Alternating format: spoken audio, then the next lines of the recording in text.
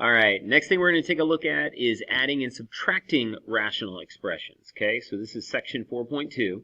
Remember, when you add and subtract rational numbers, you have to have common denominators.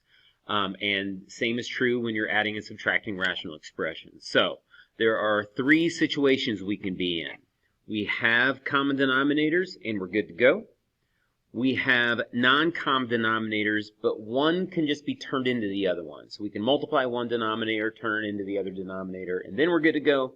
Or we could have two denominators that are like completely different, and we need to find some kind of like least common multiple, something that we can multiply both of them by to turn them into a common denominator. Okay, so the first case, if you have common denominators with numbers, you're good to go. If you have 5/12ths and you take away 1/12, you now have 4/12ths.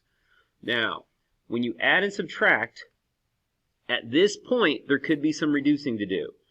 Not here. You can't cross-reduce, and if you have common denominators, you don't want to reduce within the same fraction, even if you could. But afterwards, there could be some reducing that you could do. So 4/12ths is going to reduce down to 1/3. Okay. 7/15ths plus 3/15ths would end up with 10/15ths. And then again, 5 goes into both of those numbers, so 2/3. All right. The second situation, I've got two fractions, 3/5 and 7/15. I do not have common denominators, but simply multiplying this 5 times 3 would give me a common denominator. The trick is, whatever you do to the denominator, you also have to do to the numerator. Okay, you gotta do the same thing. Now, essentially, what I'm doing is, I've got a 3 in the numerator and a 3 in the denominator. So really, this is just a 1. I'm just multiplying this fraction by 1, so it doesn't change anything. It just changes the look of the fraction. Okay, so 3 times 3, so this is 9/15 minus 7/15. And now I can do the subtraction and get 2/15. Okay? Now, the last one. I've got 5/12ths and I've got 4/15. So let's take a look at these two denominators. The number 12 is 3 times 4. The number 15 is 3 times 5. So I have a 5 over here that is missing over here. So that's what I need. I need to multiply this 12 by a 5, but also there's a 4 over here that's missing over here. So if I were to multiply this by 5 and this by 4, you would see that now those two numbers are going to be the same. Now, whatever you do to the bottom, you got to do to the top. So if I'm going to multiply this by 5, I also have to multiply this by 5. If I'm multiplying this by 4, I got to multiply the top by 4. And now everything's like even. Okay, everything's equal. I haven't changed anything. All right, so what do I have? 5 times 5, 25. Now what is this? It's 12 was the 3 times 4, so I added a 5. So what's 12 times 5? 60? So that's my denominator. Plus, and then 4 times 4 is 16. Again, this is going to be a 60 over here, and then just add the numerators. 25/60ths and 16/60ths is going to end up with 41/60ths. And I don't think that's going to reduce at all, so that's going to be our final answer. Okay? Now, we're going to use the same situations when it comes to algebraic expressions. If you have common denominators in an algebraic expression, you can just add the numerators together. Take the 2x squared plus the 5x minus 3 and combine them together. Now, when you're combining these, you can only combine like terms. So there's really not a whole lot of adding that I can do. I can bring these together and get 2x squared plus 5x minus 3. And then they're going to remain, this is going to remain over the same common denominator of x squared minus 9. So again, when you're adding, your denominators are the same and your answer has that same denominator. So the same thing's going to happen with this algebraic expression. Now, just like on some of the above examples, Once you add, you have to look and see, could this be simplified? Okay, so now we're going back to our first lesson. I'm going to see if this factors. So 2x and x, and then factors of -3, but placed in a way where I get a 5. I think I want a +3 here and a -1. 2 times 3 is going to give me 6. -1 times 1 is going to give me -1, and that's going to add up to +5. The x squared minus 9 is going to factor into x plus 3, x minus 3. And now we can see that the x plus 3's cancel, leaving us with 2x minus 1 over x minus 3. Okay?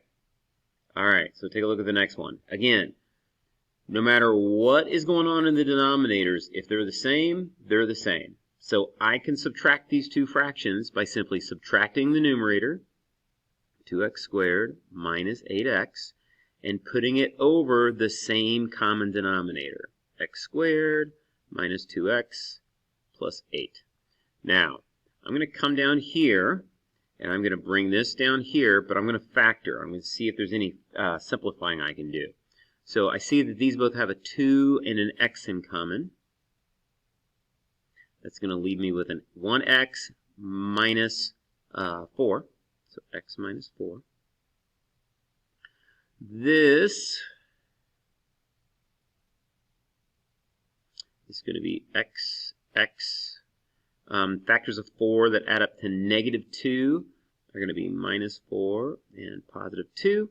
And so, yeah, the x minus 4 is canceled. Now, if they didn't, if nothing canceled, then I would just leave my answer that way. Okay? If you look at the direction, it says leave your answer in simplest factored form. So if we factor and we realize nothing works, we don't have to re-multiply things back together. Okay? We would just leave it. So in this case, there was some factoring, and so this is what we end up with. 2x over x plus 2. Again, that's it. Nothing else can be simplified on that. All right, now on the back page, things are going to get a little bit more interesting. So now we have two fractions that do not have common denominators. So again, what we want to do is we want to factor the denominators to kind of see what we're dealing with. We've got an x plus 4 over here. That doesn't factor, but this does. So x squared, let's see what we're working with here. X, factors of 8 that add up to 6 would be +4 and +2. All right, so you can see that this has an x plus 4 and an x plus 2 as factors, whereas this just has an x plus 4. So if I were to multiply this by x plus 2, so I'm just going to put it right here next to it, x plus 2, now I would have common denominators. But whatever I do to the denominator, I also have to do to the numerator. So that 5 is also going to have to get multiplied by an x plus 2. So here's what this is going to look like. Again, now that I have common denominators, I'm going to add the numerators together. Now, this needs to get multiplied out. So this is going to be 5x plus 10 plus 2 minus 2x all over this new common denominator of x plus 4, x plus 2. We want to leave it in factored form because once we simplify the numerator, there may be some canceling that we could do. So we want to just go ahead and leave it. We don't want to have to, go back to this and then have to factor it again.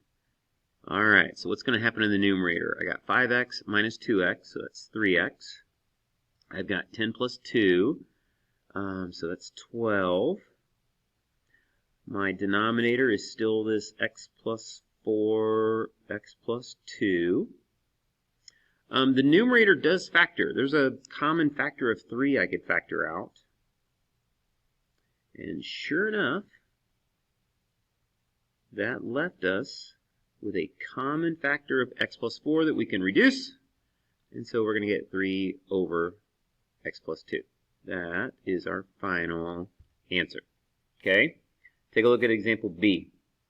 All right, so I've got 5 over x plus 2, and I've got 20 over 2x squared plus 4x. So This is what we call prime. If something doesn't factor, like the number 5 is prime, it only factors into 5 times itself. Same with x plus 2. That's called a prime factor. Okay? But this is not. This, we could factor out a 2x and leave us with an x plus 2. All right, so that's an x plus 2 and that's an x plus 2. So the thing that's missing over here is this 2x. So I want to multiply this side by 2x, which means I need to multiply the top by 2x. And so that's going to give me 10x. Okay, but now I can add these together. This 10x is going to add to that 20, and it's all going to be over 2x over x plus 2. Now, I want to factor, as soon as I see that 10 and that 20, I'm saying to myself, okay, the numerator is going to factor 10, and I've got x plus 2, and then I've got 2x, and I've got x plus 2. All right, x plus 2s are going to cancel. That 10 and that 2 are going to reduce to 5, and I'm going to end up with 5 over x, and that is my final simplified answer. All right, example C. Now, again, I want to see what's going to happen here as far as common factors go. This is x plus 2 over x minus 2. And then this is x plus 2, but it's missing an x minus 2. So that's what I need. So I need to multiply this denominator by x minus 2. And then I'm going to have to multiply this numerator by x minus 2 as well to keep things fair. Notice I didn't do anything on this numerator. The numerators you kind of want multiplied out so that you can combine like terms. It's the denominators we need to take a look at. So, what do I have here? I have common denominators now, and I'm going to end up with, let me just bring everything together, x squared plus 6x minus this numerator, which is going to be 2x minus 4. Okay? If you distribute that 2 in, you're going to get 2x minus 4. But I'm subtracting this entire numerator, which means there's some more distributing I'm going to have to do. All of this is over that common denominator of x plus 2, x minus 2. Come down here. All right, so now let's combine like terms. I've got an x squared. I've got a plus 6x minus 2x, so that's plus 4x. And then I also have a minus negative 4, so that's going to be plus 4. All over x plus 2, x minus 2. So I just kept bringing my denominator along for the ride. Okay, I haven't really done anything down here. Now, this numerator would factor into x plus 2, x plus 2. So my denominator of x plus 2, x minus 2 is going to get reduced. I'm going to let these x plus 2's cancel, and then I'm going to end up with x plus 2 over x minus 2. All right? All right. Then example D, last one up here. Let's take a look at what's going on. So again, let's factor this. 2x, leaving us with x plus 1. Over here, this is going to factor into two sets of parentheses. X,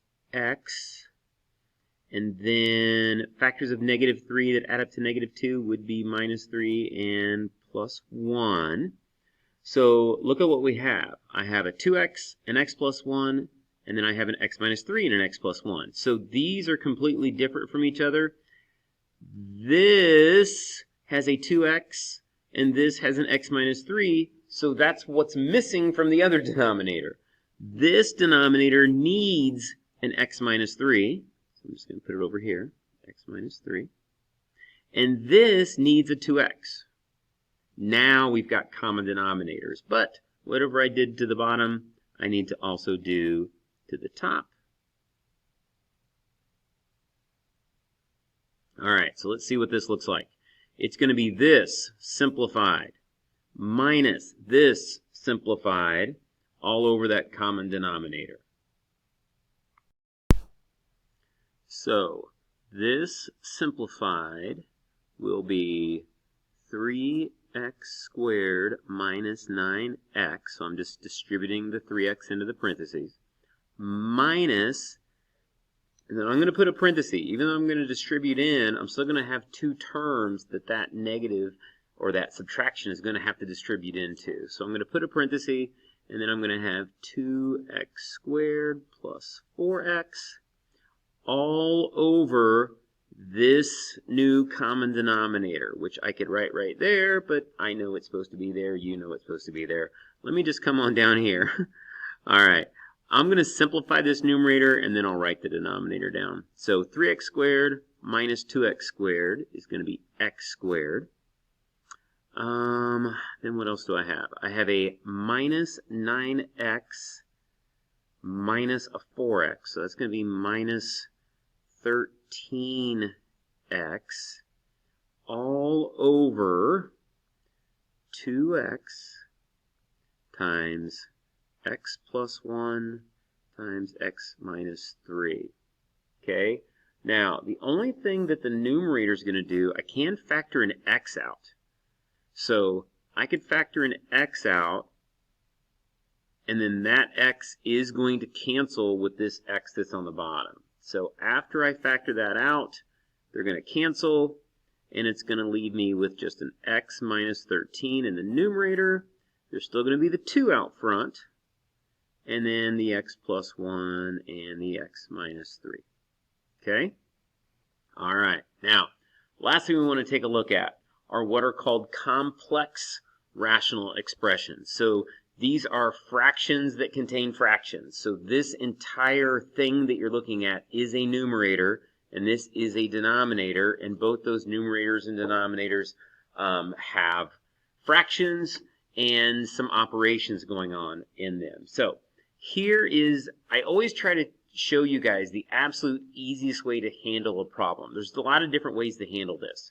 I could look at this addition and say, oh, the 4 and the 3, I need to get a common denominator, and then I can add those together, and then I'm dividing by this. Let me show you the easiest thing to do. Take a look at all of these denominators, find the least common multiple, the smallest number that all of those will divide into, which in this case would be a 12. So 3 and 4 both go into 12. And then multiply everything by 12.